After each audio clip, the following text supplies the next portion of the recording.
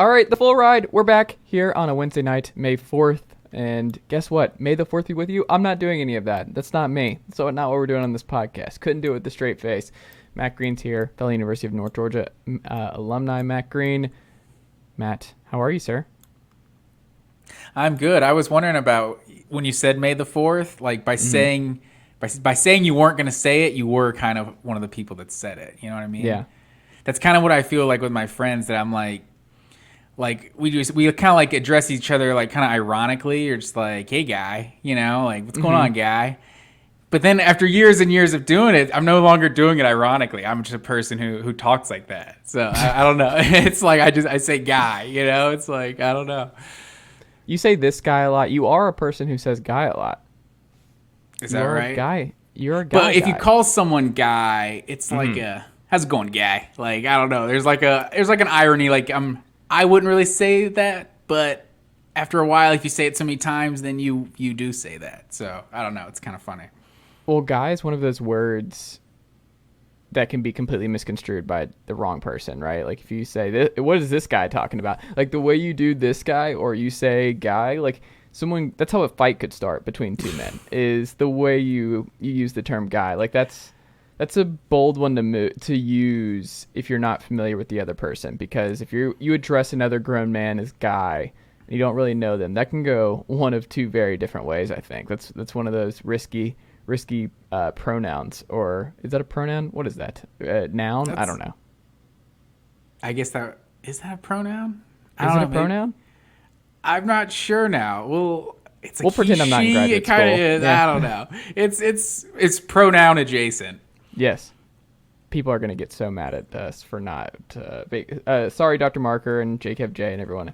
But now I'm second guessing myself about this. But no, how was your week, man? How's everything on your front? I appreciate Maddox and Zeus sliding in my Instagram DMs to wish me well on my engagement over the weekend. That was nice of them to slide in the DMs and do that.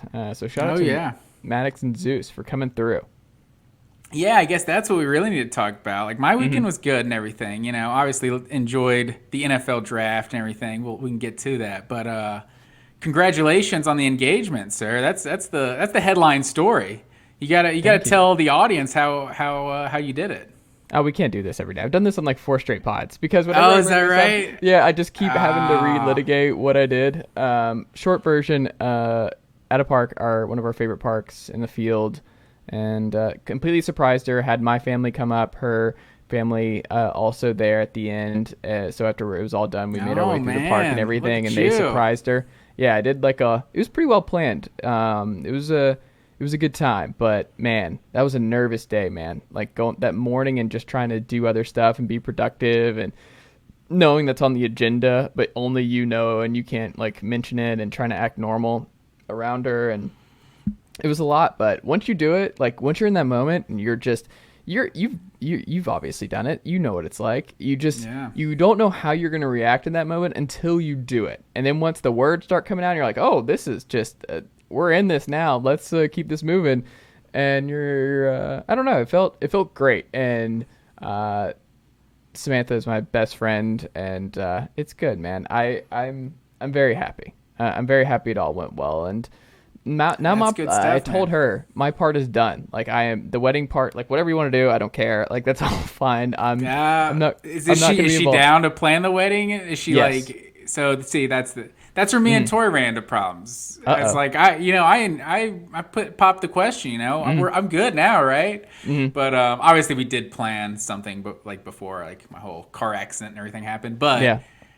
We just neither one of us wants to plan a wedding, so that's why we're still engaged. You know, going that engaged game. You know, see how long we can go. But there you go. Yeah. So I'm happy for you, man. How long you had the ring? I ordered it a while. I did not have it on me very long, like less than a week. I think I had it on me physically, but it was. Dude, I just did not want to have that on me. Like, it was one of those where I was just going to be like, once I decided and once it got made and shipped, and that took some time to get, once you pick the ring and you pick the carats and the diamonds and all that kind of stuff. Like, once you're there, that the process, because you can't just walk out the store with that. So it's one of those that took a while to get made and all that kind of stuff. But then once it came in, and I was like, oh, here we go. This is time to roll. Let's rock. But yeah, I didn't want to have that on me. I will say though, when we were in the car on the way to the park before I proposed, she went in my right pocket when we were in the coffee shop line and getting some lattes to go, as we do on Saturday mornings for the park. And she reached into my right pocket, and I thought I still can't remember what the actual reason was, but she never does that. And she reached in it for something. It may have been a napkin. I'm not 100% sure. Thinking back, 'cause that whole day is kind of a blur now. But like, the ring was in my left pocket. So if by any chance, like, I had picked my right pocket for the ring to be in, she just pulls it out and like, what is that? Why do you have that in your? And then the whole thing shot. The whole thing is shot right before we get over there. Like, it's amazing how lucky I got on that front. But out of all the days, for her to just be like, let me just reach into your pocket while we're at the drive-thru and see it, like, is that not crazy? Yeah, it is. I'm glad it all worked out, man. We can get back to the college football talk, but it's a milestone thing. We had to talk about it, We're both in our 30s, Matt Green. We're closer to 40 than we are 20. This is what we're. Okay, we're, I was about to say, I was like, I'm not closer to 40 than 30, but yeah, No. man, getting up there. But up there. Since we last were on the pod, I'm see him repping the Cubs. The last few weeks. Me and Tori went to the Braves Cubs, the rubber match of that series, and the Braves got the dub, as they always do when me and Tori see them in Atlanta. So it was good stuff. It's always awesome seeing the Cubs in Truist Park because they travel so much, so it's almost like going to a road game. Yeah. And so I'm just in a section with just so many Cubs fans, and the Chicago fans love to talk, and the Braves got the W. So it was awesome. Acuna's first game back, so it was sick. If you go to a Hawks game, it's the same thing, but just with like Knicks Lakers. Go to a Hawks Knicks game or a Hawks Lakers game. And I did. Actually, one year when Kobe was there, it was that game that he got hurt, like at the very end. I think he like stepped on Dante Jones' like foot or something. Oh, yes. Yep. Yeah, so it was insane. Like, it was the first Hawks game I've been to in years, me and my friend, and like it like legit turned us into Hawks fans. Like, we're just like kind of casual here. And it's like there's so many Laker fans. Like, Kobe like went off like in the third quarter. I remember that game. He had like 18 or something in the third quarter. And it's just like MVP. Like, I'm like, we're in Atlanta right now. Like, what is going on? But I was like, fuck that. Go Hawks, man. Let's do it. So it was I've experienced it was Phillips Arena back then. But yeah. I'm surprised how quickly I transitioned, because I always thought I was going to call it Phillips, and I never thought that I would change my brain to State Farm, but it really did. It did flip. Like, it was an easy transition to go from Phillips, as long as it was as Phillips. Like, the dome never would have changed. Like, if the dome stayed the dome and we didn't blow it up, and it just got a new, like, it became Mercedes-Benz Dome, it's like, no. You're the dome forever. Like, that's just all you are. But it's a new building, so they got around it. If like Nealon ever changes, was only there like a couple years, so it's like Truist, whatever. Yeah. Yeah, I mean, if Turner renamed, if they kept Turner and they just renamed it Truist Field, like, no, this is Turner. We're heading to Turner Field. Like, that's what this is always going to be. Nealon Stadium's always going to be Nealon, even if there's a Truist Nealon Stadium. It's like, no, we're gonna keep calling it Nealon, because I don't know if that's coming one day. That's the last frontier. I feel like we're getting to, like, college football, this free agency, NIL, whatever's going on. Once the corporate names start coming on the stadiums, that's when I go. I'm like, I can't do this. Louisville learned their lesson. We hitched our band, we hitched our wagon to the wrong brand. So I couldn't deal with AT&T Sanford Stadium. I wouldn't do it. You're not a KFC Yum Center guy? No, can't do it. I think Dunkin' Donuts has one up. Is like Providence or something. Well, you have Kroger Field in Kentucky. Yeah, that's one of the only ones I can think of in terms of college. Who's Dunkin'? Stadium. I might need to get on that. I think Providence. I think Providence basketball. That's their arena, though. That's their basketball arena. Yes, Dunkin' Donuts arena. Do they have a football team? I don't. No, I don't think so. so. Or not a D1 football team at least, but Yeah, I don't know if I can't off the top of my head. I can't think of any other than teams playing in NFL stadiums. I can't think of because Louisville got rid of that, right? It's Cardinal Stadium now again. So Yeah, but the basketball arena is still KFC Yum Center. KFC, the Colonel hasn't done anything, so we're good. Well, things that aren't good, and a lot of folks in college football are pretty upset. I think you know where I'm going with this, Matt Green. So this is so complicated, and I've listened to a lot of different people's perspective on this and read a lot of different pieces about this.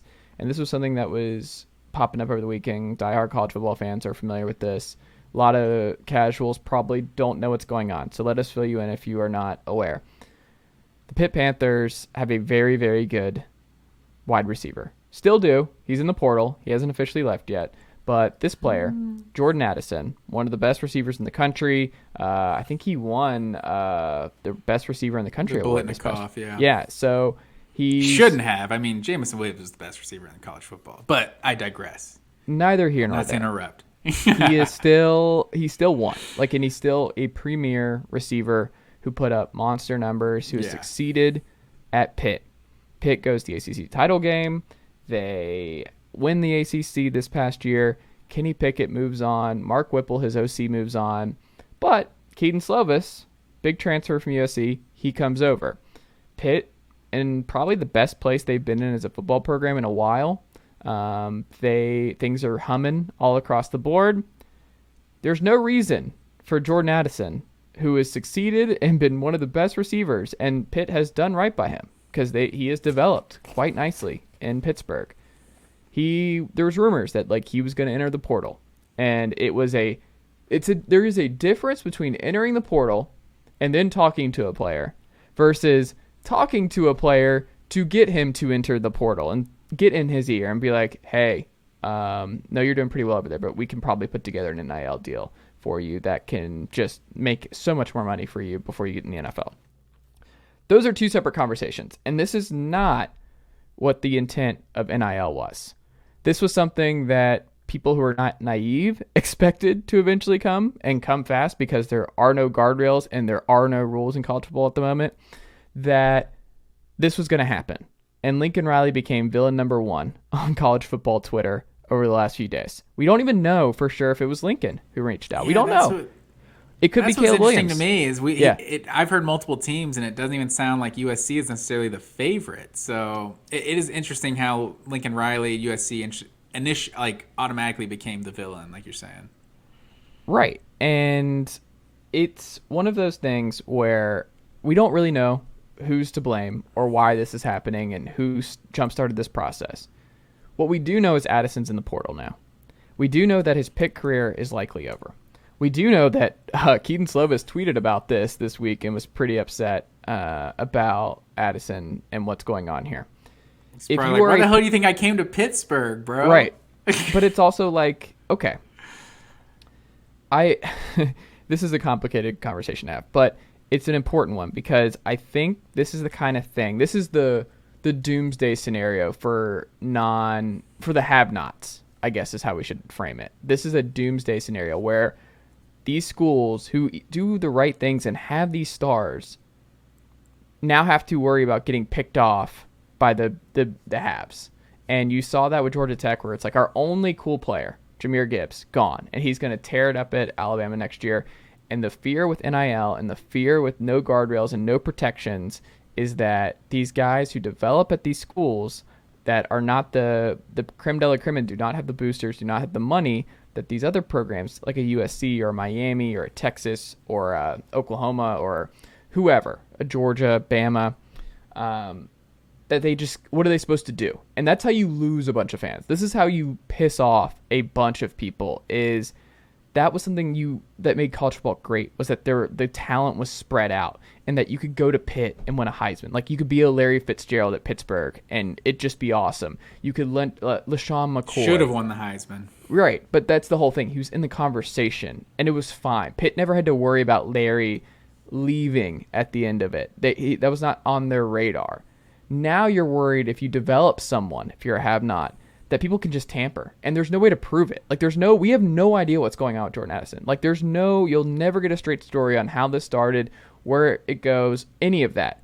we just know that if you're a Pitt fan, you have every right to be extremely pissed off about the state of affairs of college football right now, because they're just what's the term? They're just kind of like the what is it called? The inexperience. It's the control. They're the control, where it's like, we're about to see what happens, and this is step one. And I imagine Pat Narduzzi is quite pissed off about this situation, and I think most Group of 5 coaches, most have-not schools, are going to be extremely pissed off about this, because Addison will not be the last one, because I don't think this is getting cleared up anytime soon. There's no way to legislate this out of college football once you open the floodgates. So when you unleash the floodgates and this happens, man, like, this is such a bad look all across the board. And whoever lands Jordan Addison, we're all gonna be like, ugh, like, kind of gross. Like, yeah, we how don't much like did you this pay for him? Exactly, and that's the pay for play aspect. It was not the intent of NIL, but that's where we're at. It's now free agency where you don't even enter the portal yet. We can just go to you on any team and we can poach you. That's breaking a code where it's like, you would think that these coaches would be like, this coaching brotherhood would be like, we're not going to do that. We're not going to, like, if they're not in the portal, they're off limits. Nobody can talk to them. Talk to your team. Don't talk to these guys. Whatever. But that's not what happened. And now Jordan Addison's in the portal, and Pitt season's now we have to look at it completely differently. Like, you lose your best player and you change everything. I know I'm throwing a lot at you, but this is where we're at. Is that a fair way of characterizing what's going on right now? I mean, I think that's how everybody feels, because it's like, I can't remember the guy's name that used to be on 92.9. Rick Kamla is on NBA Network. He would always say, I feel like the way he would always phrase himself is like, this makes me feel some kind of way. You know, it's like, you don't really know. It's not necessarily bad. They're not necessarily doing anything wrong, but I feel some kind of way about this. Like, something in my heart, like, knows this isn't what it's supposed to be, you know? So I'm glad you brought up Larry Fitzgerald, because that's a really good example of someone who was a superstar as a freshman. And you're a superstar at Pittsburgh as a freshman, next year you're going to be playing for Texas. You're going to be playing for Alabama. And, like, that's not what we want college football to be. And also, I'm glad you brought up the controlled variable, because that's the biggest issue I have with college football right now. In the 2018 class, that was the first one where we had the early signing period. And then 2020, we have now the one-time transfer rule is in play. 2021, now the players can make money.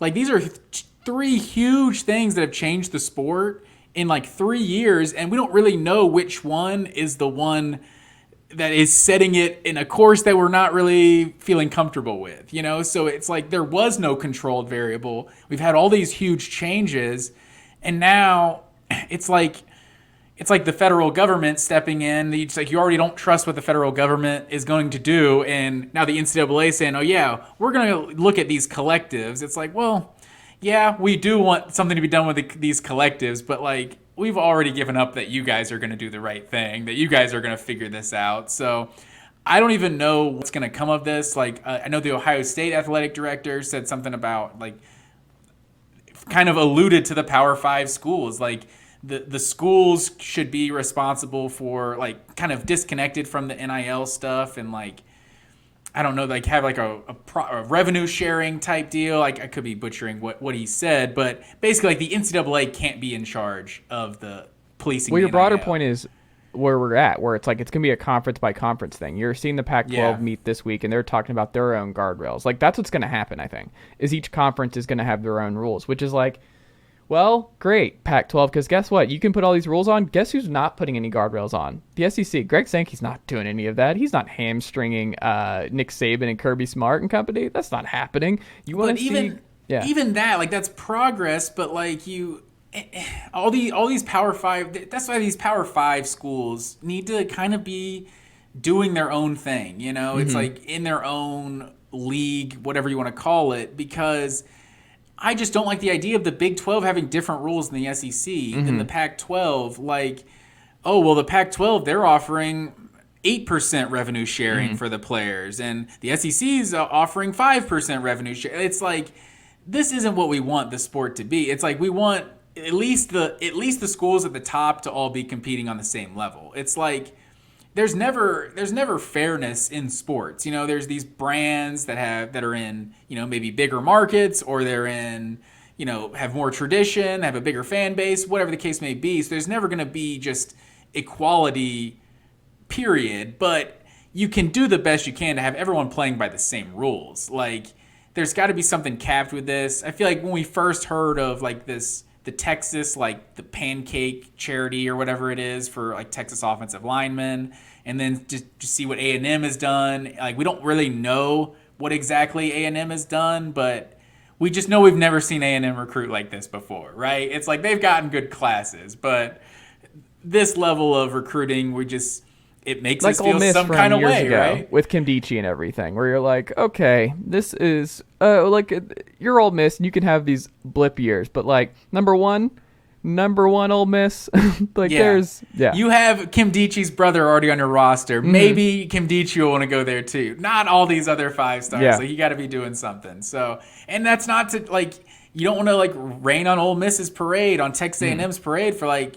Are you just mad because we're a new kid on the block? Like, if Alabama and Ohio State were doing this, you don't really, bat an eye to it. So, I don't know. It's a tough conversation to have. I'm all for the players, being compensated in some way.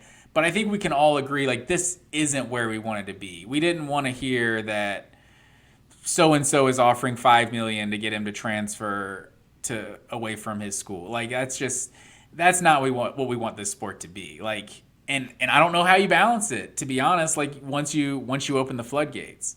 Because it's not the schools paying him. So that's the problem. This is why you cannot legislate this out of the game right now, is that there's nothing you can do right now to stop a collective in Southern California to lure some other player that they can afford to lure. Like, there's nothing you can do when Miami throws the bag at that Miami basketball player who's like, I'll leave. It's like, all right, well, here we go. We'll step up to the plate and you can stay. Like, there's nothing you can't cap, because it's not how it works in any other business. It's not how it works in professional life whatsoever. You can't just cap our earnings and cap what a private business is willing to pay me to work or do this particular job. You're worth what anybody's willing to pay you. And if a collective, in even just like Eastern Michigan, when Charlie Batch was out here trying to get a couple mil to bring in Caleb Williams to Eastern Michigan, it's like, if the money's there and a company wants to throw their money around like that, they're going to do that. The hope, I guess, if you're a have-not school right now, is that you're going to see a lot of schools the haves throw a lot of money around early, and then those millionaires are like, oof, we're not getting a lot of return on this revenue that we're throwing out. Like, they're not producing what we think they are, because they're throwing a lot of money at unknowns. Like, Spencer Rattler was a huge unknown that's getting a lot of money. Caleb Williams, a huge unknown to this point. Nico, we don't know if it's Nico, if he's that guy. We don't know. Like, we'll never know that story in the unnamed player. But when these guys just have so much money to give the program anyway, right. It's like, well, I was going to give $10 million to the university this year anyway. Why not give 2 to this prospect and 2 to this prospect and 2 to this prospect? It's like, one of the first things I thought of, just because Auburn, their biggest booster is the Yellowwood guy. He's kind of a public figure. It's like, that was one of the first things I thought of, was like, what's preventing him from just having the entire team in a photo shoot? And then it's like, they get paid $50,000 a year for marketing. They're on the payroll. Like, I don't think anything is preventing them from doing that. From having a Yellowwood player of the game every game and paying $100,000 for whoever has a pick 6 or something. Like, I don't really know. I think that is by definition against the rules, but there's just so many ways around the rules that these smart people, wealthy people, are going to be able to come up with. Like, it's a slippery slope. What we might have to do? Something I was thinking about today, and I don't know. It seems unlikely that this could happen, but I'm inching more towards bringing back the sit out a year no matter what if you transfer now. So I think if players are getting paid, you can sit. It's kind of like when coaches get the buyout and they're like, oh, well, you can take the money, but you can't coach somewhere else. Like, you can still get our money for a little bit, but if you take another head coaching job, the buyout changes. Like that, this would not be, I don't know how popular this would be, but like, if kids have signed the NIL deal, or that has happened, now that is the money is just so outrageous and all over the place that like maybe the way to prevent this Jordan Addison situation from happening because he's close to the pros is like, okay, you can throw money at him, and if he leaves, he has to sit out a year. Like that's the deal. Is like he has to sit out, and I think that's one way of curtailing what's happening here. Where how badly do you really want to transfer? Like how badly do you want this to be a thing? Because if you don't, and part of it too, I think things were weird with the extra COVID year. That messed up a lot of stuff. It messed up a lot of rosters because all these guys got an extra year of eligibility, and until we get that extra year of eligibility completely out of the system, it's going to be hard to get this 100% right. But I don't know. I think part of me really does believe that, like, okay, this is good. NIL is good, but the transfer stuff is not.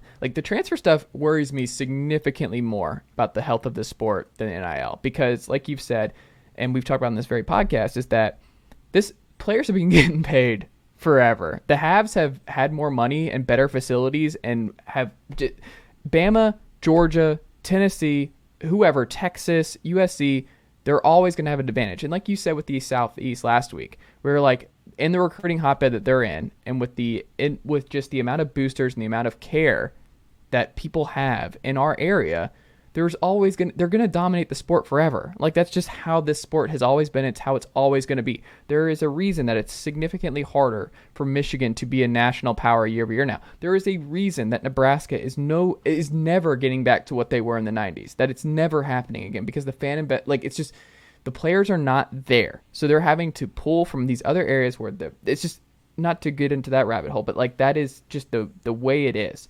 So when you look at all of that, I think it's the transfer stuff. I think that's how we clean up a lot of this. It's like NIL is good. You're just screw it. Like you're not going to be able to fix NIL. Like you're not going to be able to fix boosters getting involved. You're not going to be able to stop the private market from doing what the private market's going to do. Like good luck. Go after these businesses or these corporations, whoever. Guess what? They have great lawyers. And do you know what the Supreme Court or the NCAA has no interest in doing?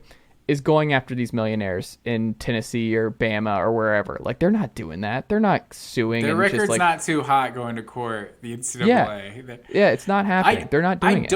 I don't hate your idea of getting rid of the sitting out for a transfer. It's like you still have the grad transfer that you can do without sitting out. But I don't hate that idea, but one thing that I wonder, like we know these scholarships are not guaranteed. They're 1 year scholarships that essentially get renewed every year.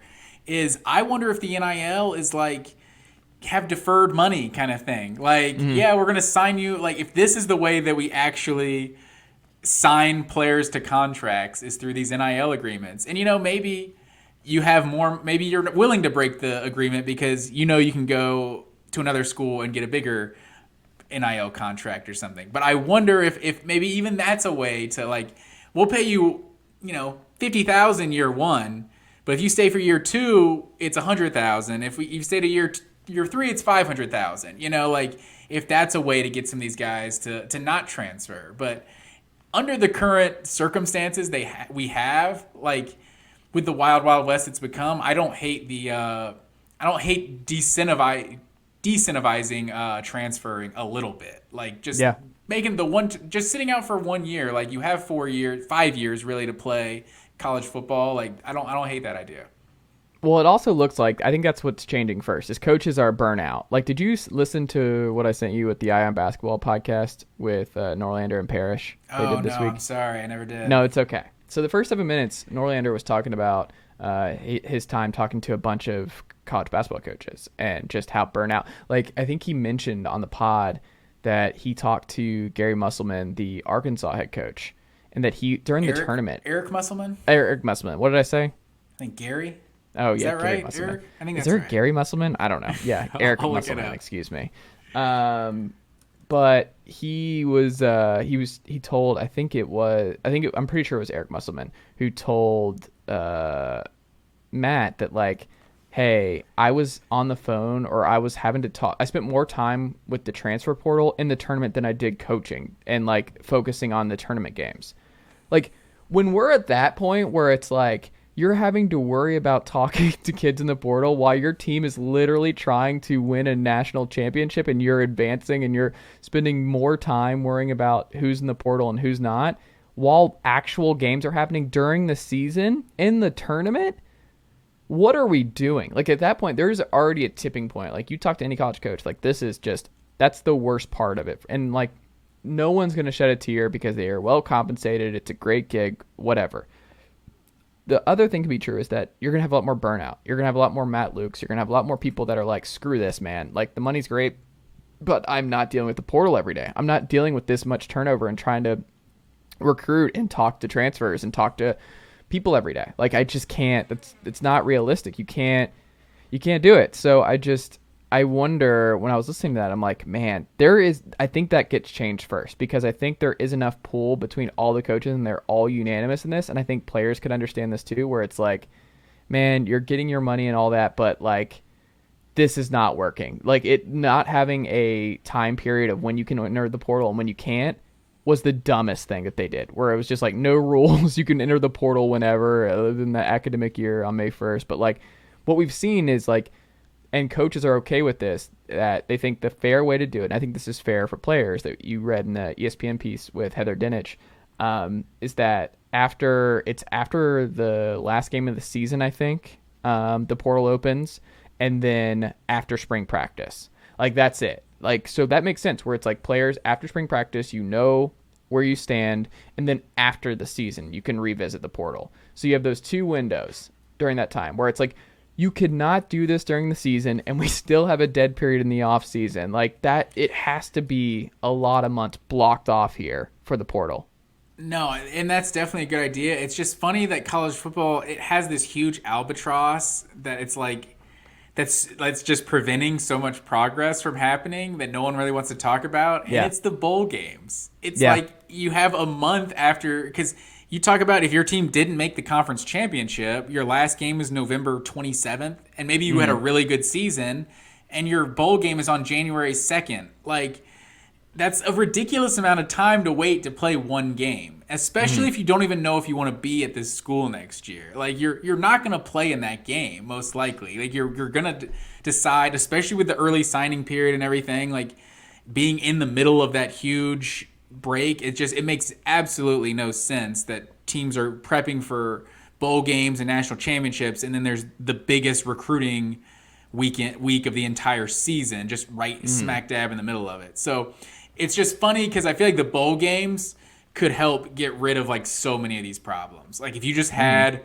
2 weeks of bowl games, like 2 Saturdays, like right after the conference championships in, and then those teams are done, like, the sport would just make way more sense. But that's just not how we do it in college football. Like, it's just, bowls have to go. Like, I'm there. Bowls have to go. But the TV networks just love the bowl games, because they get people watching their networks at random times on December 22nd, and December 23rd. Like, that's why the bowl games will never leave. But it's just like the biggest, just like, roadblock that's just in the way of so many things that college football, like, really, like, kind of needs to do to make the sport progress. Because, like, I don't know, I know Josh Pate mentioned, like, revenue sharing in the bowl games. Like, if you play, if you're on the active roster for the bowl game, then you can, and your team wins, then you make us X amount. If you're sitting out the bowl game, you don't get to make any of the money, you know? So it, like, to do something to these bowl games, because the bowl games are such a big deal,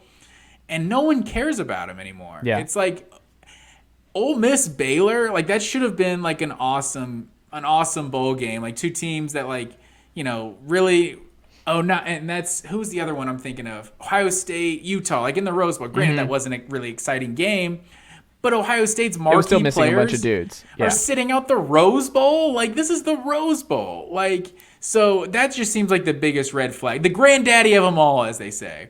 Like, that's the biggest red flag, that, like, there's these huge matchups. Oklahoma and Florida playing last year. Like, those teams never play each other. Last time they played was for a national championship, 2 national brands, and, like, you couldn't have cared less. That game couldn't have reflected the two teams any less than it did. It's just, we got to do something about the bowl games. My personal, what I want to do right at this point, like, I didn't come up with a suggestion. I've just heard all kinds of ideas. Is just play the bowl games to open the next season. Like, that would make it kind of how you have to qualify for Champions League in European soccer, like, the year prior.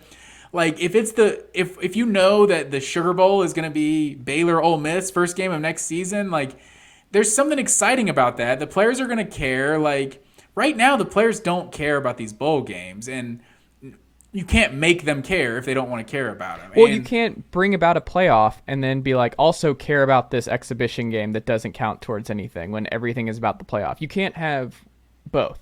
And at this point, we're too far down the other way where it's like we're just pretending that this thing still matters because it mattered for decades. But it's like, it's over. Like you saw, I forgot, was it a NCAA president or somebody, or it was some school's president who said like the CFP should take control of college football from the NCAA, where like the college football playoff is what runs this, like FBS football is like, that's what they do. It's like, this is just the people that run the CFP run college football. And I'm actually okay with that because that would be more continuity. There would probably be leadership in that scenario. There would be an understanding of how this all works. I think that would get rid of a pretty diverse group of former players, former coaches, like maybe people who aren't players or coaches. They do seem to get a pretty good group, and it's a group that turns over every year too. Yeah, or every couple years maybe. And they make like that is something you could do, and there would actually be a governing body for this mess. Like there would be something like, I'm actually okay with all of that. But what do we do without the Rose Bowl parade, Chase? I know. That is the question. The Rose Bowl parade is holding the entire sport hostage. I love bowl season. I grew up on it. I grew up watching, just loving bowl season, filling out my bowl predictions with the family and everything. But like, it's so silly. Like they treat it like a tryout for a lot of teams, where like a lot of teams use bowl games now. It's like, who can we play next year? Who should we continue? Like, we're going to throw guys out there to see like how they perform in this exhibition and guys that haven't played all year. And we're going to see if they're a part of our long-term plans. Like you might as well, or to keep someone happy. Like he's thinking about transferring. We need to get him some playing time, kind of show him how we'll use him in the future. Yeah, it absolutely is used for that. And it's like, that shouldn't be what we're talking about when two teams went 11-2 this season and they never play each other, and now we finally have the Pro Bowl. Yeah, and it's just like, exactly.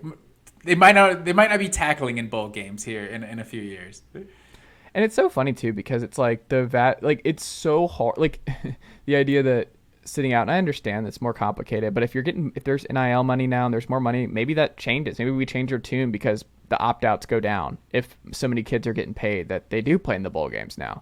If they are getting paid, I don't know. Like it's. But the NIL money is rarely going to be better than the NFL money, though. True. So you got one more game in your entire career.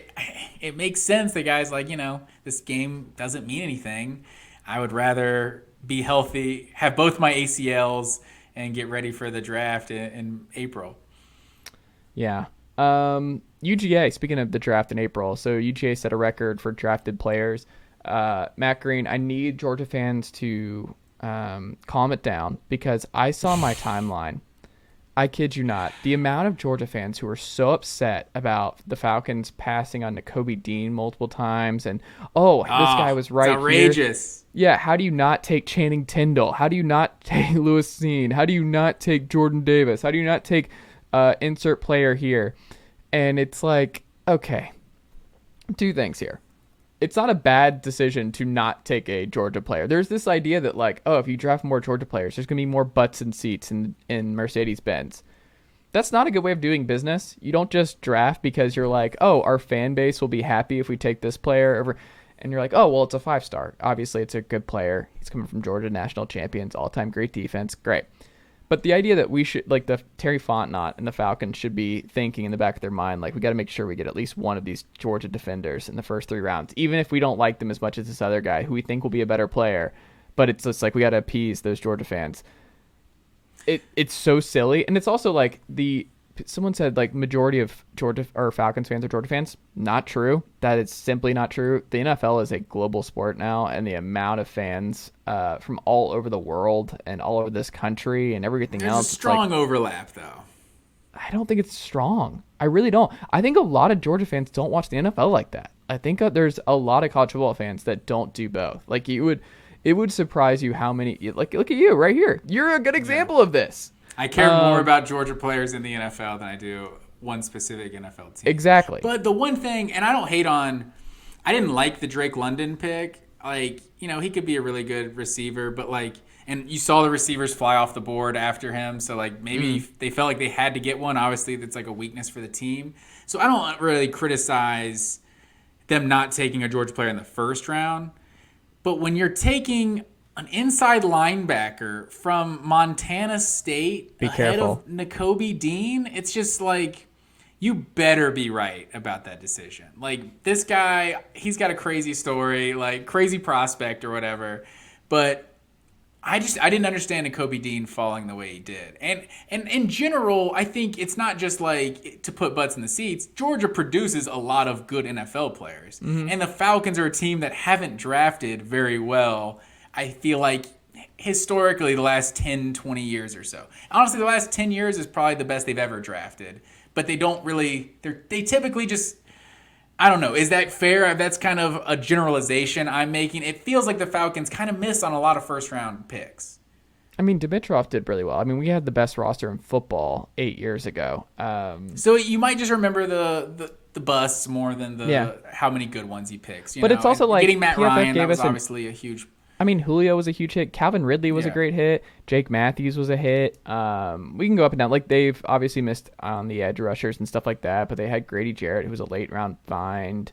And that was another one, Todd Gurley over Vic Beasley over Todd Gurley. Like, they had Devontae Freeman at that time. So Devontae Freeman, like, his best years were probably Gurley's, like, first or second year in the NFL. So, like, Vic Beasley at least had the one good 17-sack season or whatever he had, even though he like fell off a cliff after that. But I don't hate on it as it's obviously like a little overreactions a little bit. But it feels like the Falcons don't draft that many SEC players like just in the early rounds or the mid rounds, kind of like Kyle Pitts, Julio Jones, Calvin Ridley on the outside looking in. Like, because I'm not a huge Falcons fan. It feels like the Patriots. The Patriots are constantly drafting second, third, fourth rounders from Alabama, from Florida. Their first round pick was UTC this year. This year it was, but typically they seem to just get so many good value picks with like the Dante Hightowers in the middle of the draft and stuff like that. So obviously I'm generalizing over like a lot of years. But that's kind of where Georgia fans are at with the Falcons. It's like, make us care about the Falcons. And you know what I care? Them picking the right guys. That's not the Falcons' job. Yeah, exactly. I just don't care where they come from. I don't care if it's Tennessee or not. Like, I don't care if Velus Jones is our fourth-round pick for us. Like, if he's there and it's like, oh, how do you not take Velus? I watched him. How could you not take Velus Jones there? No, I don't know. I just think it's a silly way of going about things, but we'll see how it all unfolds. It's a lot of pressure that for Morgan to be better than Dean. Did they draft a running back? Yes, the BYU kid in like round 5 or 6. So they also had Zamir White, James Cook. They had some needs. There's 15 Georgia players. I was a little surprised. He was like into the second or so. To the Bills, good fit. Yeah, but I think he could be a real Zeus is not playing football for more than like 2 to 3 years in the NFL. That man might be a cyborg, but are you betting on the health? I think Zeus, I think we've yet to see the best football from Zamir White. Like, just seeing like how good, like what Nick Chubb was. Nick Chubb's the best example. I think he's the best case scenario. It's like Nick Chubb and Derrick Henry for Alabama and Georgia have just hit it out of the park for their teams. But it was like also the majority have not. It was so obvious Nick Chubb's junior year that like this guy is not the same guy he was as a freshman. And even his senior year, he was good, but like most Georgia fans, I feel like liked Sony Michel more that year. Like he seemed like the more dynamic guy. Like Chubb had more yards, but he also had more carries. Like Michel seemed like more of the home run hitter. But then like the further Chubb got from that ACL, like this guy's like maybe the best running back in the NFL. So I think Zamir White, like he had 2 ACLs and he was not the 5-star running back in college that everyone kind of expected him to be, like top 5 overall player or something coming out. But that tape was there, like the pedigree was there at some point. So I wonder, like if Zamir White, if we still don't really know how good he actually is, just because he's still building up that strength from 2 straight ACL tears. We'll see. Ultimately, I'm not sure, but we'll see.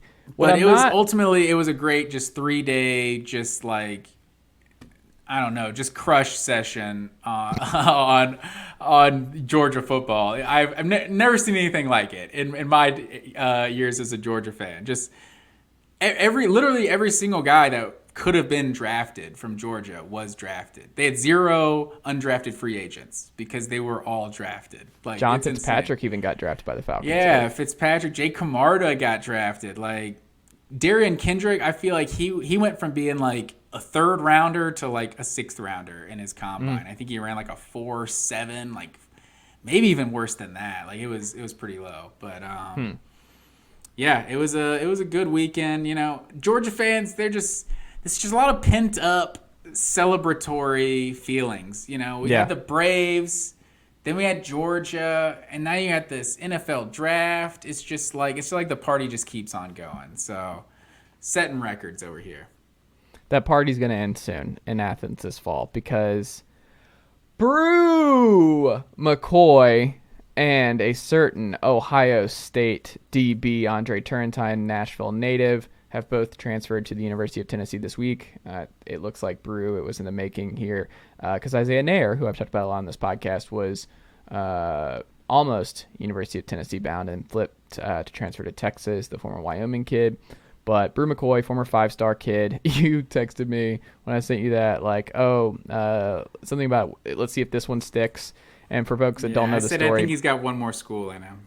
Yeah. And he obviously went to USC, changed his mind, went to Texas, then changed his mind again and went back to USC.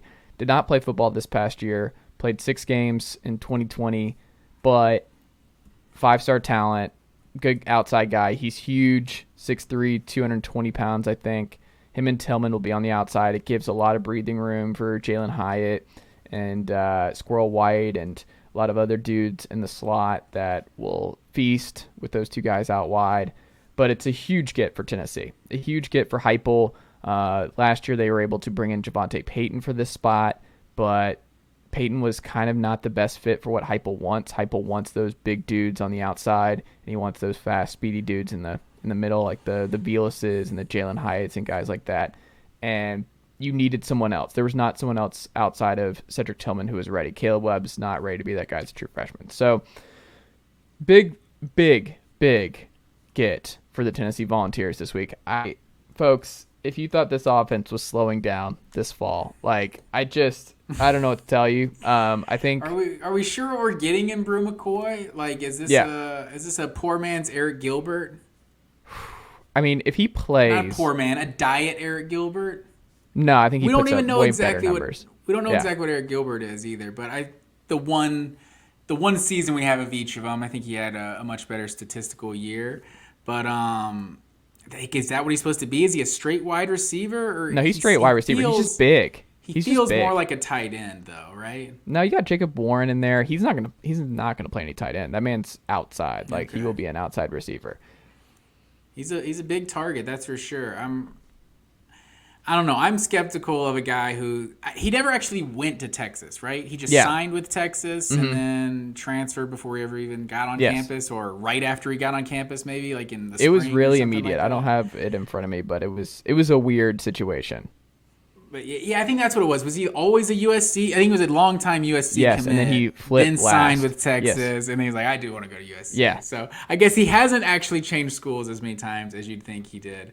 But who knows, man? It's a good weapon in that Heupel offense. I'm sure he'll be used well. And the secondary sucks. So getting Turrentine is a big get because that was a huge area of weakness, and anyone who watched the Purdue Bowl game knows that Tennessee's got a lot of work to do in the secondary. And Coach Willie Moe, who you're familiar with, Willie Martinez, old Georgia DC, is our defensive backs coach. High energy guy. Who doesn't love Willie Martinez? Big Willie guy up here. But Tim Banks, big year for him, bounce back because the defense showed progress. The defensive line, like Byron Young, was a huge hit. Tyler Barron on the other side, and Barron has a connection with Turrentine. I think when they played high school ball together, I want to say. Could be wrong there, but I want to say that's how it was. And then Barron transferred to Knox Catholic. But Either way, the biggest thing that's still remaining for Tennessee portal-wise is they needed another tackle. They need an offensive tackle pretty bad. And with this schedule, I think I'm interested to see post-spring practice who they dip into the portal for, because I don't think Tennessee's done. I think they have one more, maybe not big name, but they need another body at offensive tackle. It's not like the situation where Dan Mullen was in, what was that, a year or two ago, with the state of his offensive line, where we're like, oh God, like there's nothing there, and Emory Jones is going to die behind this offensive line. But I don't know, just excitement and the hype train moving right along. Well, every player that transfers from Ohio State is the next Joe Burrow. That's true. How does that work for secondary guys? Safety equivalent to Joe Burrow. So what's the safety equivalent to Joe Burrow? Is that Jamal Adams? Is that how good this guy's going to be? Who knows? Maybe. But I mean, he's got talent. He obviously, the reason he transferred is just he's not going to play this year in a deep secondary in Buckeye land. So I mean, that's honestly how I felt about one of the commits in this 2022 Georgia class, Jaheim Singletary. He was like a long-time Ohio State commit. So I'm like, Ohio State just seems to get the most elite players. Like, they seem to get only elite players. So if this guy was good enough for Ohio State, maybe he'll come in and ball for us. But we'll see what Tennessee's getting in Turrentine. There you go. Is it Turrentine? It is Turrentine. It's football time in Tennessee. Not yet, not quite, but Turrentine has me thinking and feeling all kinds of Tennessee vibes right now. I don't know if you knew this or not.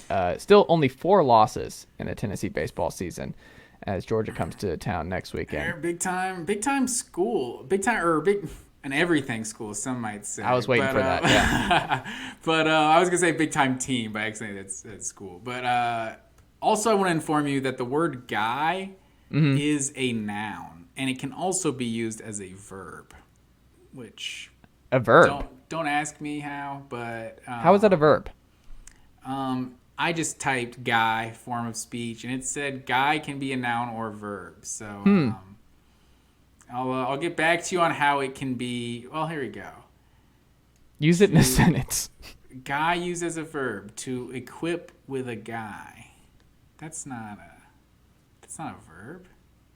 To make fun of, to ridicule. Okay, I may have gotten on the wrong website. I don't know. Wordtype.org. You'd think that has some good stuff, but I don't know. It says noun or verb. It's not a pronoun. I think that's what the main thing we were looking for. Matt Green, it's time for our main event here. This was your idea this week. Rivalries. It's a rivalry week here.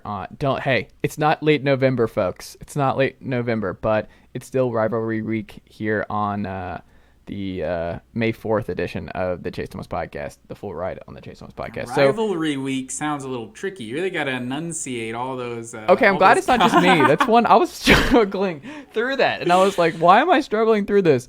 Rivalry. It's like a red week. leather, yellow leather, red leather. Yeah, rivalry week. I had not, like, you read it and you listen to other people say it, but I don't ever actually say it out loud, and it's like rivalry week. Yeah, that's a tough one. That's one I have to say slow. But yeah, we got a couple different criteria here. So we both wanted to say, like, some old school rivalries that don't play all the time, that need to play every single year. Then just some underrated rivalries out there. Mm-hmm. And then also just some games we want to be rivalries. Like, we want these. They don't necessarily play, but we want them to play every year. So you want to start it off? You want me to start it off? Well, you've got the surprise, so I think you should start. I'm curious to see where we go here. So, well, the first one's not a surprise. We got Clemson, Georgia. Mm-hmm. That seems obvious. Like, we used to see these teams play all the time. Luckily, if you count last year, we're getting 6 matchups in the next 13 years if you count back to last year. So that's good. But these teams are located so close together. And luckily, I think only 2 of those are neutral-sided. So 4 of the next 5 are going to be on campus, which that's what college football is all about. So, yeah, Georgia, Clemson, they're just located so close to each other. We need to see that one every year. I love Georgia Clemson. I grew up on Georgia Clemson, and I love I love the time it had. Here's the other thing we have to mention: it matters when these games happen too. It's not just these games need to happen; it matters when they take place. Like you can't do Auburn, Alabama at the beginning of the year or even the middle of the year. That has to be the last weekend. Like there are some rivalries that have to happen late, and some rivalries actually have to happen early. I think Clemson Georgia has to happen opening weekend. It has to be hot. Like that is something I associate with Georgia Clemson. Is it's hot as hell when you look at Death Valley when they're coming down the rock and you're like, man, it is smoking, and Georgia and Clemson are going to be hot in this football game. That this is going to be a hot affair, and that's just it's a smoke show. But I mean that's what it has to be. I think for this game to happen, it has to be the first weekend. Is that how they have it scheduled? Is it going to be opening weekend every year? I believe so. Yeah, they for the next, I think it's through like 2032 or something like that. Yeah. But yeah. But they had it at night this past year. Which can't do it again. I don't care. No, you can't do it again. I'm all for it at night. I feel Why? like especially 3:30, baby. Like you said, it's hot for That's what I want. That Memorial Day weekend. So I don't hate it. It on campus too. I guess on neutral site, I like it to be a night primetime game. But on campus, I could get down with the earlier game. But they've played 60 times in their history. And from, what was it, 19? They've never played, for most of their history, they have not played every year. But they did play every year from 62 to 87. And then there's a lot more in there. But so that's 25 straight years of them playing. It's like that's enough. That's enough to where we know we want to play this. We want to see this every year.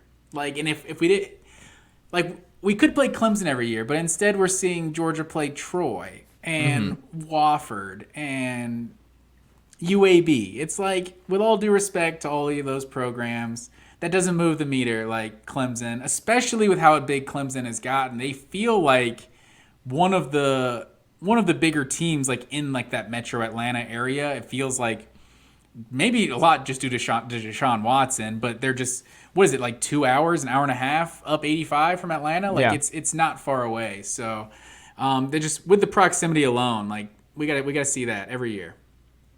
Yeah, I agree. And people who are like, oh, well, they cannibalize each other when these two premier programs play early and it changes the season and it might end their season week one because of, it's like, there's this idea that this false reality for a lot of folks because it's happening, like what's happening right now. You talk about this with Bama a lot, which is a good point, where it's like everyone operates in fear of Bama and like, oh, and like you forget that this is not forever. Like you cannot make rules about Alabama and what Saban's doing right now because he will not be there forever. One day, there was a time, not before Saban, Mike Price and all that kind of stuff, where the Shula years where they weren't Bama. It was a totally different thing, and we've seen Clemson before Dabo, and like Georgia Clemson will not always be a number 1 versus number 3 type battle. So it's like the idea that you shouldn't schedule this every year because you worry that it's going to be cannibalizing each other every year. It's silly because like it's not always going to be like that. There's going to be ups and downs. There's going to be changes.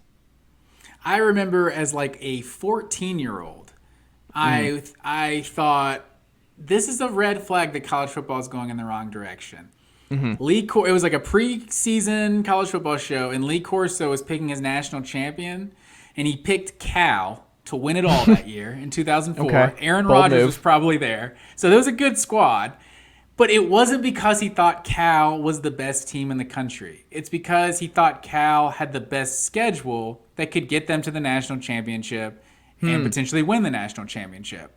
And as like a 14-year-old, I'm like, well, that's not what you're supposed to be making your predictions on. You're supposed to be predicting who you think is the best team. Like that's just dumb. So it's almost like these schools have to operate like in good faith. Like, we're going to go schedule big-time games because you're also going to go out there and schedule big-time games. And that team over there is also going to go out there and try to schedule all the big-time games they can.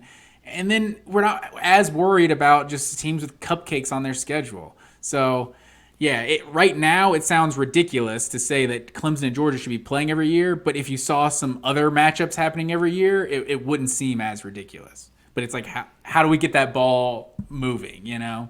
Yeah. But we'll what's your first one? My first one, Texas, Arkansas. So I love this one because I think, well, Arkansas and A&M are obviously both in the SEC West now, but I don't think it's the same. I think there is something different that like Texas, Arkansas, that would be so much more fun if they played more often. And like Texas, obviously going to the SEC, we'll see how often they play and stuff like that. But Arkansas being where they are at right now, like Texas would kill to be in the situation Arkansas is in. Arkansas gets a lot of kids from the state of Texas. They have to pull from there. You have the Jerry Jones factor here. Like the fact that he is an Arkansas alum, he owns the Dallas Cowboys. Like you have that conflict there. His son or his grandson, excuse me, played there. I don't know. Stephen Jones still a quarterback in that quarterback room in Arkansas. I don't think anymore. I think he finally graduated or moved on. But I do think that this is something that it makes too much sense. I think it would pack out. Like I would love a back and forth home and home. Like don't play at Jerry World. I mean, I guess you'd have to if you're going to call it the Jerry Jones Bowl. The Jerry World, it is kind of sexy. I wouldn't hate if they did that.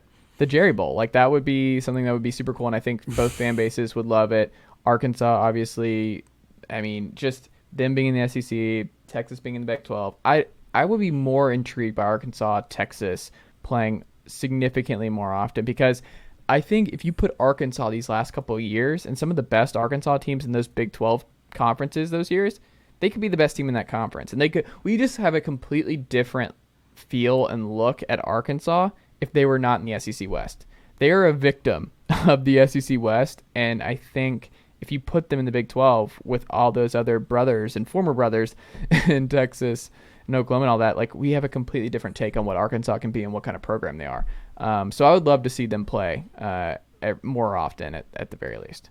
That's a good call. They played every single year from 1932 to 1991.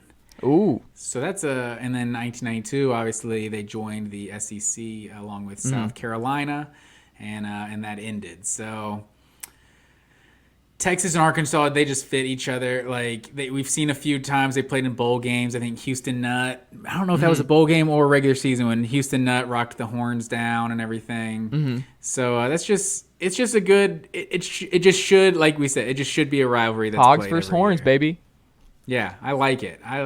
Sign me. I don't know if Jerry Jones, I don't know if he's got a big enough ego to name it the Jerry Bowl. I don't think he would do something like that, though. I would do it. Like, who cares? Like that. No, that's how we all know it. It would make Jerry it Jones a would put deal. his name over everything, without a doubt. But my next one is Florida and Miami. So I did a little research on Florida, Miami. The Brock Berlin Bowl. The Brock Berlin Bowl. Excellent call there. That was an amazing game too. Yes. They played every year from 1933 to 1987. So it's hard to ignore the years, the timeline with that. Like they started to get real good in the 80s, and Florida was like, nah, forget this. We're not trying to play this team every year anymore.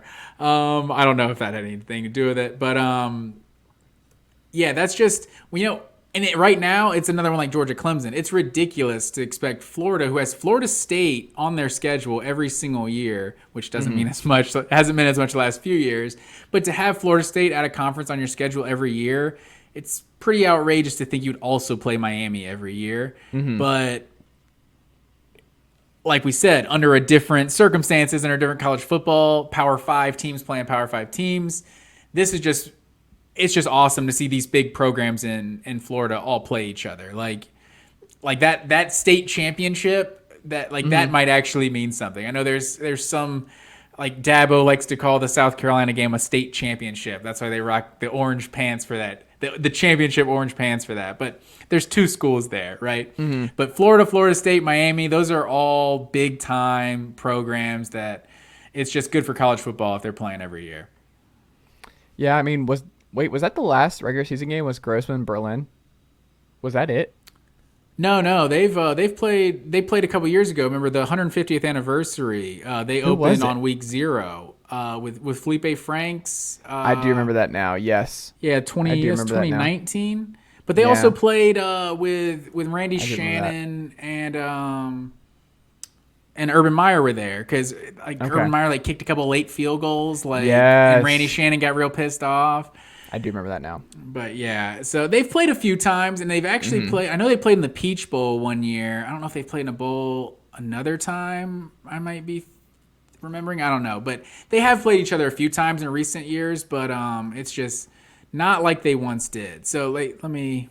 But it's like cut out here. FIU. Like just play Miami. Like what are we doing here? Just cut out like the random games. Like you can fit in Miami, and it's like folks want that. Like that's the whole thing. Is like if you want to decrease the attendance problem in college football, have that. Why is that not on the calendar every year? You want to get butts in seats for Miami and Florida, at least guaranteed. And that's 100% the problem with the attendance. It's that these games aren't any good. Like that's the games that people aren't going to. So yeah, looking at Florida, Miami, they after '87 they didn't play again until 2001, and that was actually the Sugar Bowl. And then '02 and '03 they played each other. '03 would have been that Brock Berlin game we're talking about, and then '04 they played in the Peach Bowl. I remember Devin Hester getting like a taunting penalty for like high stepping on like a blocked field goal. But see, or that's something. The other thing is like players do like there's more of that emotional stuff. We'll get some crazy moments where players are celebrating and mocking the other guys. You'll get the horns down. You'll get all kinds of random stuff. Like because it is a rivalry. Like there's something there, and it's like that's why these teams need to be playing every year. Like UCF, it's like. I want Florida to have a different schedule, so they can't be playing everyone in Florida every single year. But you can play UCF every 3 years or something. Yeah, you could do something like that for sure. But Florida and Miami are too big, too close to not be playing every single year. My next pick, Colorado, Nebraska, the Chris Brown Express. I'll never forget when Chris Brown and the Colorado Buffaloes ran all over the Nebraska Cornhuskers. Purify. Yes. And ruined their season. It was a but great they didn't. Thing. They went to the national championship. After that. Well, we thought they did. Like 60 hung on them or something. Yes. What was it? I'll have to pull that up. I remember that whole game. Mr. Jackson on the call, like the legendary Tom. Was it Tom Jackson or Keith what was his Jackson? Name? Keith Jackson. Yeah. Just great call. And I remember being in my living room. How young was I at that point? But I was glued to Buffaloes versus Huskers in that one. And that's just a game where it's like they're very close, obviously, in proximity. A lot of history there, two Midwest schools. And, the color contrast, I like that. I like the black and gold and the red and white. I think that's one that was a great rivalry for a long time. And it faded away. And that's not the only time we're going to throw, or I guess it is the only time we'll throw Nebraska in this particular one. But yeah, I don't know. I think Colorado Nebraska was a really cool one that went away. Yeah, I agree with. I liked that one. That's an old school Big 12 North rivalry. And it's crazy that neither of them are in the Big 12. So like, not only are they not in the same conference, it's like they both went their separate ways, right? At least we got to see this in 2018 and 2019. They they renewed the series a little bit. Nebraska, they're like all we have is tradition. Yes. Like that's all we have to sell the people. So we need to start getting these traditional games back on the schedule. But yeah, without a doubt, like this was a good one. They played every year. It looks like from like 1948 until they both left the conference and what was that, 2010? So I mean that was going for like 60 straight years or so. So if you're playing someone for 60 straight years, you're rivals. That's a lock. You got to lock that in every year. What's your next one, man? So this was the one I'm surprised you didn't throw on your list was Texas and Texas A&M. Too obvious, I guess. I didn't even. We got to get Texas A&M. It really is. It's like the most obvious one. Yeah, exactly. Either was it on Thanksgiving night or like that Friday after? It was the Friday after. But yeah. Oh, actually, looking at it, it looks like they did do a few times on Thursdays. The last 4 times they played was on actual Thanksgiving. Was it really? Yeah, but then like was 96 to 07, they're on Friday. All of those. That's what I remember. Years. Yeah, for sure. So like this is like such a heated rivalry. Like there's no plans to even play like anytime in the future. Like I feel like Texas is so salty about Texas A&M going off the SEC and actually getting better. Like right now, there's so much bad blood. It's envious. Like it's embarrassing that Texas won't do it.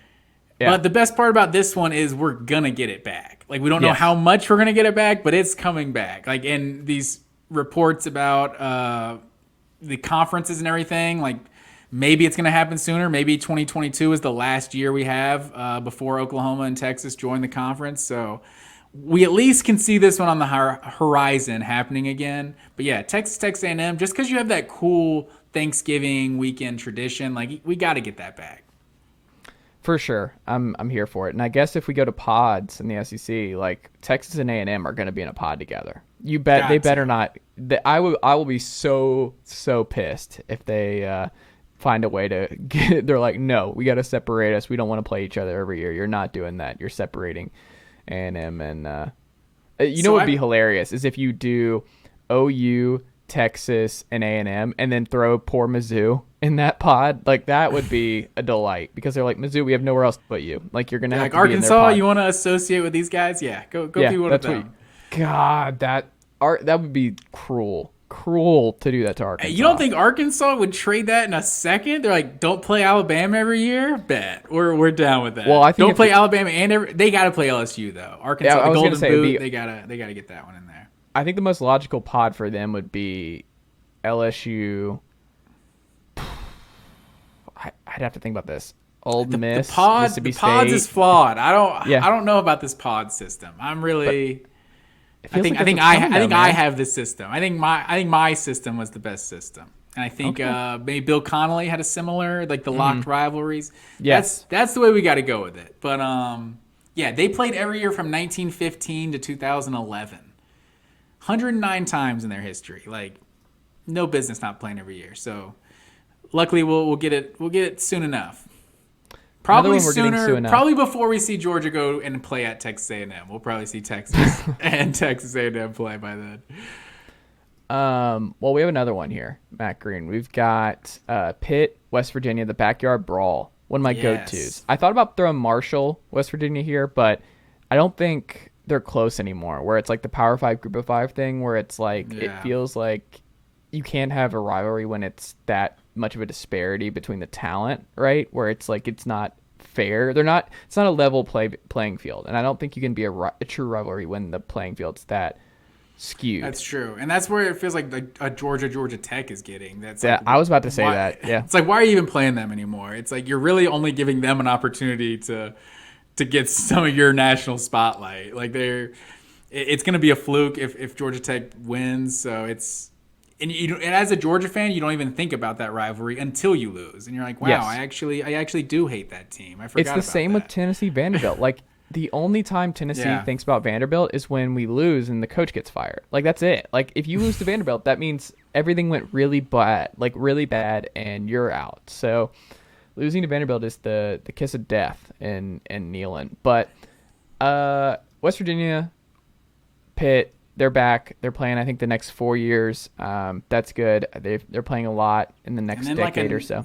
And then another 4-year agreement, I think, later on, too, in the decade. And I commented under when they announced it. I'm like, so you can do this. Like, why are y'all jumping through all these hoops where it's like, all right, we're going to do this 4, and then we'll do 4 years off, and then just do it every year. Just make this simple. Just do it every year. Like, you don't have to overcomplicate this. Just the fans want it. Like, you already pushed West Virginia to the Big 12, where they're not in close proximity to anyone anymore. Like West Virginia has no proximity rivalries anymore because Marshall's off the calendar. You don't play Pitt every year, and all your conference members are way the hell away from you. Like, what are you supposed to latch onto if you're a Mountaineer fan? Like, there's nothing you can, even a close drive for you. Like, there's nothing. I think this has to be the number one cause of like the attendance issue that there is in college football is that these rivalries were the lifeblood of the sport. Like, and so we talked about Maryland last week. Like, is there a team that's more Atlantic Coast than Maryland? Mm-hmm. That's almost the state that represents the Atlantic Coast, you know?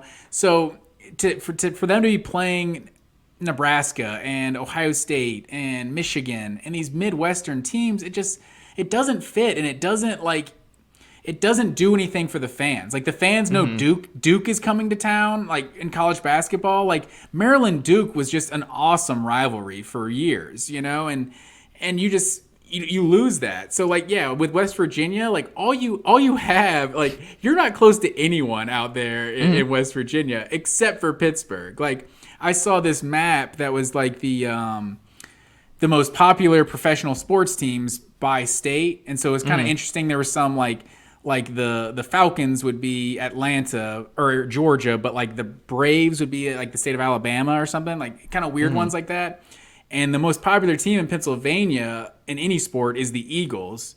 But the most popular team in West Virginia was the Pittsburgh Steelers, because Pittsburgh and West Virginia, they're in the backyard, like the backyard brawl. Like, so there's just, we got to see these regional rivalries more than anything. Like, that's what makes the sport. And I'm glad they're at least, making an effort to start playing this game again. Like, they played every year from 1919 until 2011. So, like, this is another one. They've almost played 100 times in their history. Like, they're separated by, like, a couple hours. Like, get it on the schedule every year. I don't disagree. Where are we going next? My next one for you is Notre Dame, Michigan. So this one is one that's played almost every year, but it's not every year. And it's kind of weird to me. Like, if you just, like, they've played 33 times since 1978, so 33 times in the last 44 years. Like, that is good. But if you look at right now, they played every year from 2002 to 2014. Then they played in 2018 and 2019. The next time they're playing is 2033 and 2034.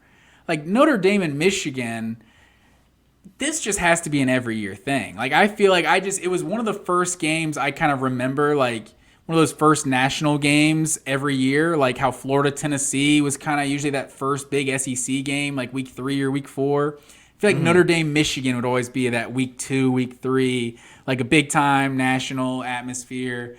And, I feel like these programs that are clinging so heavily to the tradition, which I feel like Michigan and Notre Dame would, kind of sum that up just about as much as anybody. Like, you have to keep those traditions, and I'm kind of surprised that this rivalry didn't go back further. Like, they really only started playing in the 70s, but this is just one that just fits so well. Like, I wouldn't mind seeing Notre Dame like have rivalries like everyone in the Big Ten. Really, like they just. But you can't do that when you're in the ACC. You're basically in the ACC. You just can't do it. But see, you know what's interesting? I wasn't gonna throw Michigan. I was gonna throw where like. They're in the same conference now, so it's a little bit different, or technically because they play an ACC schedule. But I do think Boston College, Notre Dame should play every year. Like, that's one of those where it's like their helmets are close, the pageantry, the history. I don't know. There's something about Notre Dame and Boston College that I think should play every year, and It feels like Boston fans. I guess it's the Irish thing, right? Yes. I guess Boston fans, they just feel like Notre Dame fans. That might not be great for Boston College. They might not be. They might get run out of their own building. But I'm thinking if they go every year, I want to see Catholics versus convicts every year, man. Oh no, yeah. I know it's not PC, but Notre Dame Miami. I feel like that was always a good one. Nice little culture war. My last one, Kansas Mizzou, the border war. Like, this is one that's like, Mizzou's not playing for SEC titles anymore. They had that early run when they first joined the conference and caught everybody off guard, and then that was like, done there. Enjoyed that. Goodbye. Back to just having fun and going for bowl eligibility every year for the rest of the time. No, but I think the border war, man. We go back to Chase Daniel versus Todd Reesing, number 1, number 2. I was going to say, do you know this game outside of the 2007 matchup? That was like the only one I could think of. I mean, they're right there. They're close in proximity. Why not put this on the calendar? When you look at Mizzou's early schedule, you're like, this should never have gone anywhere. This is silly. Like, you should play this game every year. Like, this is a non-conference that should happen every year. I don't know. I don't know why they dropped it, but it's time. When was the last time they played? Last time they played was 2011. So literally since they joined the SEC, they have not played. And do you want to know when these teams started playing? It's going to be the 1800s. So close. 1901. So they've played 110 times every single year since 1901. Like, do you have a guess who leads the series? Kansas. Incorrect. Missouri. 54, 48, and 8. That's close. It is a lot closer than I was kind of expecting. And the last 5 they played were all in Kansas City, so like that's kind of cool. Like Kansas City, right there on the border of Kansas and Yeah. Missouri. Like that's a pretty cool little thing they There's could do with literally a the border Kansas City, war. Missouri, and Kansas. Exactly. So yeah, I'm all for it. It's like I think it's a good thing we named it last. It's the bottom of my priorities of this one. Of these, I literally could only name the one time that it was actually relevant. It was on the cover of SI, man. I remember that was must-see television, dude. That was a big, big game. It really was. What a time to be alive. What a time. Now let's hit quickly moving through these last couple. So we've got the ones that aren't rivalries that we think should be. We each have one here. I'll throw mine out first. Tennessee, Virginia Tech. I've been on my soapbox before about this. You'll see a lot of like kids, they'll put in like their final 6, and you'll see VT and Tennessee in there a lot together, especially in basketball, and the proximity's close. They played the game in Bristol. That was a huge hit. The like Bristol, obviously Bristol, Tennessee, and you have the NASCAR race there and all that. But Hokie Land is not far from Tennessee. We're not far. Well, and like, Bristol is on the border, right? Is it correct. Bristol, Virginia, or is it It's only in Bristol, Tennessee?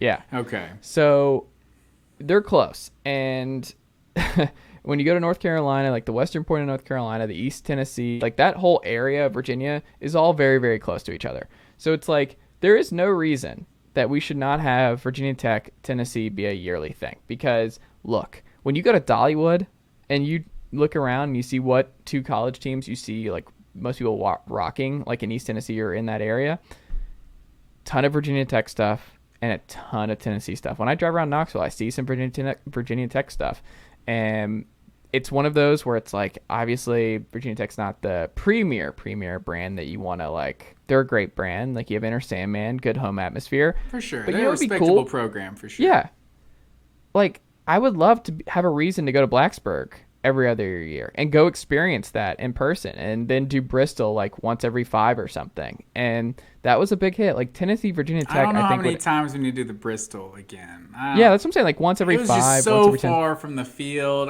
True. It was a cool atmosphere, you know. And if Tennessee's not playing Virginia Tech, it's like, how are they gonna win any trophies, you know? I was just throwing some shade because they did celebrate that game like they won a championship. I was just kind of trolling there. Champions of life, if you will. Without a doubt. But that game was awesome, though. I remember watching that game. Alvin You know, Kamara. I'm a big uniform guy. You know, those Virginia Tech, you know, I don't like teams not rocking their colors, but those were straight. Those were kind of cool, little black and gray ones they rocked. But yeah, I didn't know how close they were until that game when they talked about Bristol being like the midway point and everything. So I don't know about doing it at Bristol again. It's just with how close these 2 schools are, you got to start playing each other. It would just be a really cool regional rivalry. And like, yeah, go to Blacksburg, go to Knoxville. I'm all for it. Yeah, Geography yes. is what we need to focus on. Like, just because play fans the teams can that are go. close to you. Exactly. Because fans can go, and the attendance problem fixes itself because fans can go if they're like, oh, this is only an hour away, or this is for like, find rivalries and find games that are big games that are easy for fans to get to. Like, it should not be that hard. If you want to fix a lot of that, make it easy for fans to get to those games. Yeah, exactly. That's it right there. But we throw that out the window for your preferred rivalry here because it's not going to be easy for either of these fans to do this. That's very true. Hey, but both of these fans have fans from all over the country. All over the world. Yeah, there you go. Notre Dame and BYU. You could really throw Notre Dame in with like so many of these because they're just with all their tradition. Like I thought about Notre Dame, Ohio State. Like that just we are going to get that in 2022. Like those just seem like 2 teams that should be playing a lot. But Notre Dame and BYU. You got the Catholics versus the Mormons. Like both the independent schools out there. Like play each other. Like I'm all for it. I feel like that would just be a cool one. That could eventually become a rivalry. It's not nearly as good as all the rationale you had around Virginia Tech, Tennessee. But I would just like to see it. Notre Dame, BYU. I think they've only played like a handful of times ever. But the last time they played was 2013. So they have played eight times in their history between 92 and 2013. So I'm not the only one Someone else saw this in the 90s, like, we should be playing the Mormon school. There's some marketing there. What did they call the Coastal BYU game? Mormons versus what? What was it? Mullets. Mormons mullets. That's what it was. Yeah. That was awesome. And the fact that they threw that together in a week. It's like, I don't want to hear it, college ADs and everybody. Give me these games. I like it. The last three are ones. How do we want to frame these last three? I feel like these are your underrated rivalries. The underrated. Okay. We'll hit on these three together. So my three underrated: Coastal App State, which had a great game this past year, and I think their proximity, the battle of the premier North Carolina Sunbelt team, the premier South Carolina Sunbelt team, both fun, both passionate fan bases, cool colors, cool offenses, good history, and I think both it would cool be fun. Parts of the country too, like one's Myrtle near the Beach coast, in Boone, one's North Carolina, in the mountains, one's on the beach. I think little it's surf and turf. I don't know if that applies to this. Keep going. I think it could be a good thing. Like, I think there's a lot of marketability there, and I think it could be a fun thing if we increase the stuff there with App State and Coastal. But the other one, Utah BYU, I think is actually like sneaky. And now they're going to be in different conferences. You'll have BYU in the Big 12. You have Utah in the Pac-12. I feel like that one's finally started to get like its recognition nationally for like how like much the teams hate each other. But just hopefully we don't lose that with the conference realignment. But I can't make any promises. That's true. Last one, Nebraska Iowa, which is where Nebraska is now. Like, this, Nebraska should just want to be Iowa. Like, they're not going to be who they were years ago. Like, the Cornhusker, like, we have the Corn crossover here with Iowa and Nebraska. They play each other at the end of the year. I think there actually is a case to be made that this could be Nebraska's, like, long-term great rivalry, is that Iowa, Nebraska, they should recruit the same kind of players. They're in the same area. It should be one of those ground and pound, like, just fun late season. It's cold as hell. And, two great premier college football programs over the years, but they're also two programs where you're like, there's a ceiling. You can't win a title at Iowa. You can't win a title at Nebraska anymore. You can be damn good for a while. You can be consistent. You can build a good program. But it can't be fun. Can't be fun. It's just got to be defense, a lot of running the football, some below average quarterback play, and let's make it happen. I think there is real promise if we can get Iowa and Nebraska both good at the same time, where I think at the end of the year, the Big Ten West, if there's a Big Ten West decided by Nebraska and Iowa that last week of the season, like we see sometimes with Bama and Auburn and stuff like that, like Michigan, Ohio State, obviously, that could be fun. So I think that's not a looming giant, but a looming 6'1" guy right there, a looming medium-sized person with Nebraska, Iowa. I think it could be a lot bigger in the not too distant future. Yeah, I could see that. That's more of, it's like I just want them to be rivals. It's like I want, and you know what it's gonna take? It's gonna take Nebraska. Yeah. Looking at the series, since they joined the Big Ten, Iowa's basically dominated them. So they actually. So 2012 is when the SEC goes back. So that's kind of what my date. But I think they joined the Big Ten in 2011. Yeah. So since joining the Big Ten in 2011, they've only beaten Iowa 3 times. So Iowa's now 1, 2, 3. Was that 8 straight? I think Iowa has won in this series. So am I counting that right? 7 straight Iowa's won in this series. So Nebraska's got to make it a rivalry. And I feel like you said, Iowa is like the worst thing to happen to Nebraska, kind of. It's like there's some of the Nebraska fans like, well, we're never going to be good again because of XYZ. It's just a different national landscape. We can't really recruit like we once did or whatever. It's like, well, look at Iowa. Iowa's doing the same thing, should be doing the same thing we are. They've had good teams. So there's no reason we can't have good teams too. So yeah, I want this to be a bigger rivalry. I also want to throw in one last one for Tori. Because the first time she saw Wisconsin and Michigan playing, she was like, this has got to be a huge rivalry, right? And it just made me laugh because I'm like, no, not really. I mean, I'm sure Wisconsin and Michigan fans like don't like each other. I'm sure it's a big game when they play, but that was just a funny one to me. It's like, yeah, they're up there, but No, they don't. They're not really. And I get that geography confused. Is Minnesota next to Michigan or is Wisconsin? Wisconsin's next to Michigan. I'm not the geography guy. Don't put me on the spot here. Minnesota's west of Wisconsin. No, So yeah, Wisconsin, Michigan, they touch up there, the Upper Peninsula. Like, it seems like this should be a rivalry. Well, there you go. Matt Green. We can find you on Twitter at Matt_W_Green and get all the great college football stuff from your Twitter feed. And who knows what kind of Twitter spat you'll find yourself in on a weekly basis. But go give Matt a follow if you've not already done so. And we do this every Thursday here on the Chase Thomas podcast. So thank you again, sir. And I will talk to you next week. Yes, sir.